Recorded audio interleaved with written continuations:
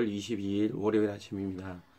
오늘 이 아침에 함께 살펴볼 말씀은 고린도전서 14장 1절에서부터 19절까지 말씀입니다. 제가 읽도록 하겠습니다. 사랑을 추구하며 신령한 것들을 사모하되 특별히 예언을 하려고 하라. 방언을 말하는 자는 사람에게 하지 아니하고 하나님께 하나니 이는 알아듣는 자가 없고 영으로 비밀을 말함이라. 그러나 예언하는 자는 사람에게 말하여 덕을 세우며 권면하며 위로하는 것이요 방언을 말하는 자는 자기의 덕을 세우고 예언하는 자는 교회의 덕을 세우나니 나는 너희가 다 방언 말하기를 원하나 특별히 예언하기를 원하노라.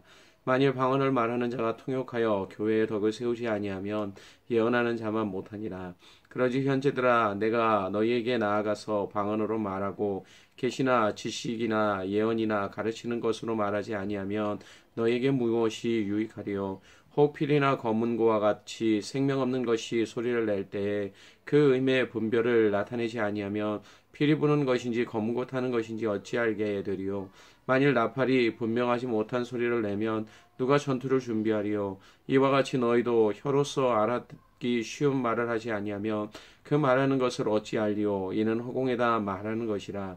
이같이 세상에 소리의 종류가 많으나 뜻없는 소리는 없나니 그러므로 내가 그 소리의 뜻을 알지 못하면 내가 말하는 자에게 외국인이 되고 말하는 자도 내게 외국인이 되리니 그러므로 너희도 영적인 것을 사모하는 자인즉 교회의 덕을 세우기 위하여 그것이 풍성하기를 구하라.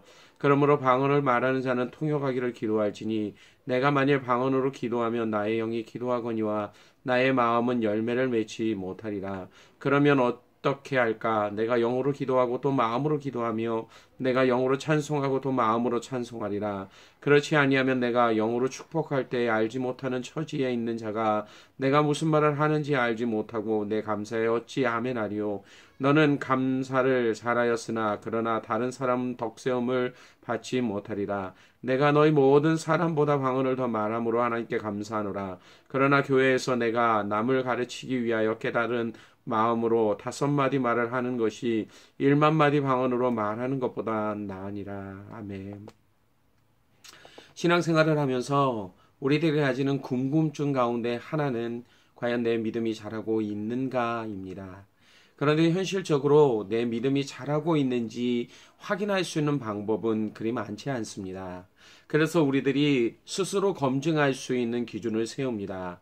바로 내가 소유하고 있는 은사를 통해서 나의 믿음의 크기를 정하려고 하는 모습입니다. 바울은 12장에서부터 오늘 14장까지 은사에 대한 이야기를 계속해서 하고 있습니다. 그런데 바울이 말하고 있는 은사들은 각자가 가진 영적인 능력을 평가하는 요소가 아니었습니다. 대신 이것을 통해 나타나게 되는 교회의 덕에 초점이 맞춰지고 있음을 알 수 있습니다. 또한 성령의 은사들은 13장에서 말하는 사랑과 깊이 연결되어져 있다는 사실 또한 우리는 알 수 있습니다. 사도 바울은 13장 1절과 2절에 내가 사람의 방언과 천사의 말을 할지라도 사랑이 없으면 소리나는 구리와 울리는 꽹과리가 되고 내가 예언하는 능력이 있어 모든 비밀과 모든 지식을 알고 또 산을 옮길 만한 모든 믿음이 있을지라도 사랑이 없으면 내가 아무것도 아니다 라고 말하고 있기 때문입니다. 바울은 이 사실을 오늘 본문 1절에서도 밝히고 있습니다. 1절 말씀에 사랑을 추구하며 라는 표현입니다. 이 표현을 직역하면 사랑을 쫓으라 라는 말이 됩니다. 바울은 사랑을 성도들의 모든 행동의 원리로 지금 삼고 있는 것입니다. 그런데 이 사랑은 단순히 사람들을 향한 사랑만을 의미하는 것이 아닙니다. 복음서에서 예수님께서 이미 말씀하신 것처럼 하나님을 사랑하고 내 이웃을 내 몸과 같이 사랑하라 라고 하신 이 말씀을 기초로 하고 있는 것이기 때문입니다. 또한 이 말씀은 성도로 살아가고 있는 우리에게 삶에도 영향을 미치고 있음을 발견할 수 있습니다. 이 안에서 하나님의 말씀을 온전히 분별하며 행할 때만이 참된 믿음의 열매를 맺을 수 있게 되어지기 때문입니다. 오늘 말씀은 특별히 방언과 예언에 대해서 집중적으로 이야기하고 있습니다. 1절과 4절까지, 1절에서 4절까지 바울은 이 은사가 가지고 있는 특징에 대해서 말합니다. 바울이 이야기한 말을 정리해 보면 우선 방언은 사람이 아닌 하나님께 하는 것으로 알아들을 수 있는 자가 없고 영으로 비밀을 말함으로 자기의 덕을 세우는 데 특징이 있습니다. 이것과 비교해서 예언은 사람에게 말하여 덕을 세우며 권면과 위로를 함으로 교회의 덕을 세우는 특징이 있다라고 바울은 이야기합니다. 그래서 바울은 5절에 나는 너희가 다 방언 말하기를 원하나 특별히 예언하기를 원한다라고 말하는 것입니다. 바울이 지금 고린도 교회 성도들을 향해 방언보다 예언하기를 더 원한다라고 하는 이 모습을 볼 수 있습니다. 무엇 때문에 바울은 이와 같은 말을 하고 있습니까? 그는 은사들 간에 어떠한 차이가 존재하고 있음을 말하기 위해서입니까? 가령 방언보다 예언이 더 좋은 은사라서 그것을 했으면 좋겠다라고 이와 같은 의미로 바울이 말하고 있는 것입니까? 어쩌면 우리들 중 대부분은 바울의 이 말을 이와 같이 오해하는 경향이 있을지 모릅니다. 그래서 우리들 안에는 여러 가지 성령의 은사들이 있지만 그 중에서도 특별히 중요한 은사들은 따로 있다라고 생각할지도 모릅니다. 그러나 바울은 고린도 교회 성도들에게 방언보다 예언하기를 원한다라고 말했지만 또한 모두가 다 방언 말하기를 원한다라고 하는 이 말에 우리는 주의를 기울여야만 합니다. 이 표현은 모든 성도들이 방언을 통해 개인적으로 하나님과의 은밀한 대화를 나눌 수 있기를 바라는 바울의 마음을 나타내고 있기 때문입니다. 또한 성도들이 이 두 은사 말고 다른 성령의 은사 가운데서도 풍성케 되어지기를 원하는 것이 바울이 전하고자 하는 마음이었습니다. 그런데도 방언보다 예언을 더하기를 원하는 이유는 방언의 은사로 인해 고린도 교회 안에 나타난 문제 때문이었습니다. 바로 성도들 안에 나타난 영적인 우월감이었습니다. 지금도 우리 중에는 자신이 방언을 할 수 있다는 사실에 대단한 영적 자부심을 가지고 있는 분들이 계실 겁니다. 다른 사람들에 비해 자신이 더 하나님께 가까이 있다든지 더 많은 영적인 비밀을 알고 있다는 등의 자부심 말입니다.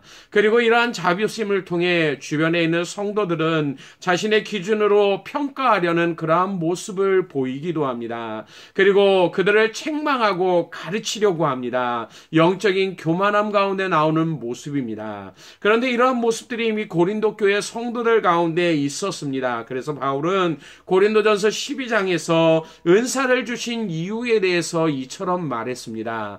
7절에 각 사람에게 성령을 나타내심은 유익하게 하기 위함이라 라고요. 또한 11절에서 이 모든 일은 같은 한 성령이 행하사 그의 뜻대로 각 사람에게 나누어 주셨고 이것을 통해 25절에 몸 가운데 분쟁이 없고 오직 여러 지체가 서로 같이 돌보게 하시려고 하나님께서 성령을 통해 그들 가운데 은사를 주셨다라고 말하고 있는 것입니다. 그러나 은사를 주신 목적과 다르게 고린도 교회 안에서는 자신이 가진 은사에 대해 분쟁이 일어나고 있었던 것입니다. 그리고 그 중심에 방언의 은사를 받았다라고 하는 사람들이 있었던 것입니다. 현재 교회에서 방언에 대한 의견들이 여전히 다르게 존재하고 있음을 우리는 알고 있습니다. 방언과 예언과 같은 영적 은사들은 사도 시대에만 유효했고 신약 성경이 완성된 지금은 더 이상 우리 가운데 이러한 영적인 은사는 끝났다라고 특별히 사도행전 2장의 예로 더 이상 성경적 방언은 존재하지 않는다라고 하는 이러한 주장과 여전히 방언은 참된 믿음의 징표라고 주장하는 이러한 주장들이 서로 대치되고 있음을 알 수 있습니다. 그러나 우리 시대에도 여전히 성령이 역사하고 계신다라는 이 사실을 우리가 부인하고 있지 않다라면 고린도전서 14장이 보여주는 범위 안에서 은사에 대해 생각할 수 있어야만 합니다. 특별히 방언의 경우에서는 이 뜻을 통역할 수 없다라면 공예배와 같은 공공장소에서는 잠잠해야 한다라는 것입니다. 바울은 통역이 없는 방언에 대해서 9절에 말합니다. 이와 같이 너희도 혀로서 알아듣기 쉬운 말을 하지 아니하면 그 말하는 것을 어찌 알려? 이는 허공에다 말하는 것이다 라고 말입니다. 그것이 아무리 영적인 은사라 할지라도 그 의미가 정확하게 전달될 수 없다라면 바울이 6절에서 내가 너희에게 나아가서 방언을 말하면 너희에게 무엇이 유익하리오라고 말했던 것처럼 교회에는 아무런 유익이 될 수 없음을 뜻하고 있는 것입니다. 이러한 의미에서 바울은 19절에 교회에서 내가 남을 가르치기 위하여 깨달은 마음으로 5마디 말을 하는 것이 1만마디 방언으로 말하는 것보다 낫다라고까지 그는 말하고 있음을 우리는 깨달아야만 합니다. 게다가 바울은 영적인 은사의 목적이 교회의 덕을 세우는 것이라는 분명한 선을 긋고 있음을 나타내고 있습니다. 4절에서 방언과 예언을 비교하면서 바울은 5절에서도 만일 방언을 말하는 자가 통역하여 교회의 덕을 세우지 아니하면 예언하는 자보다 못하다라고 이야기하고 있습니다. 이것은 성령을 통해 받은 영적인 은사의 목적이 교회의 덕을 세우는 것임을 더욱 강하게 나타내고 있는 그러한 모습입니다. 이처럼 영적인 은사는 개인의 신앙생활에 커다란 유익이 됩니다.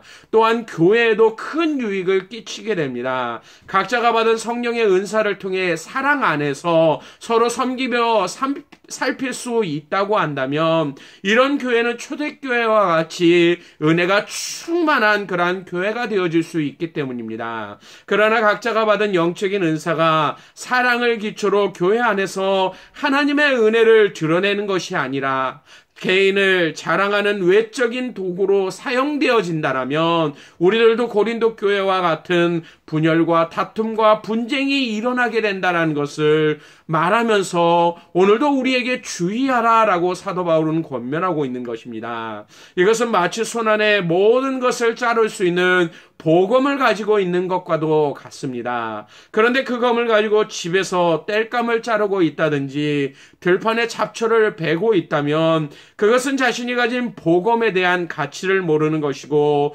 또한 적합하지 않은 행동을 하고 있는 것입니다. 성령께서 성도인 우리에게 주신 영적인 은사는 특별히 교회의 덕을 세우도록 우리 가운데 주신 하늘의 선물입니다. 이처럼 성령을 통해 받은 귀한 것을 목적에 맞지 않게 잘못된 것에 사용하는 것은 옳지 않은 것입니다.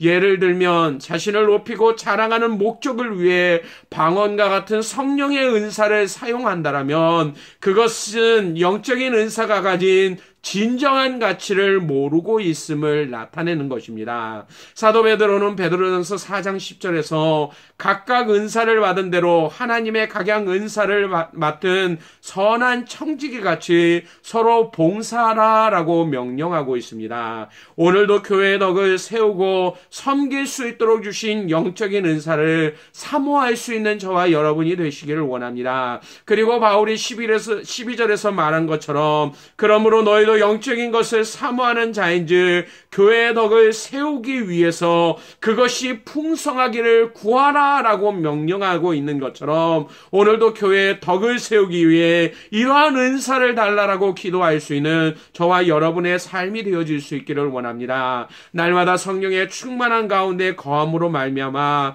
이러한 은혜를 소유하고 이러한 은혜를 온전히 사용할 수 있는 복된 성도들이 되심을 통해 우리 교회가 더욱더 아름답게 세워지는 것뿐만 아니라 우리의 영적인 삶도 더욱더 풍성케 되어지는 복된 시간들이 되시기를 주님의 이름으로 간절히 축원합니다. 기도하겠습니다.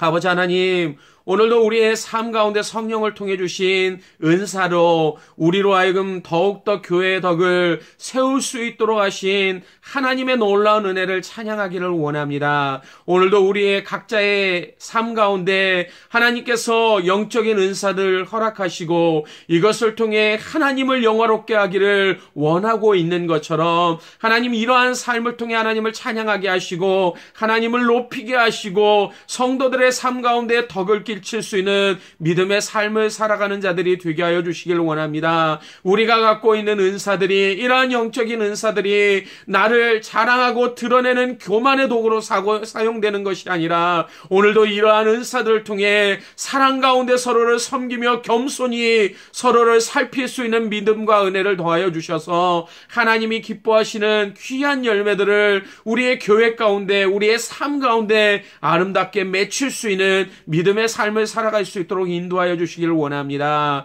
오늘도 이러한 은혜를 우리의 삶 가운데 허락하여 주시기를 간절히 원하오며 예수님 이름으로 기도드리옵나이다. 아멘.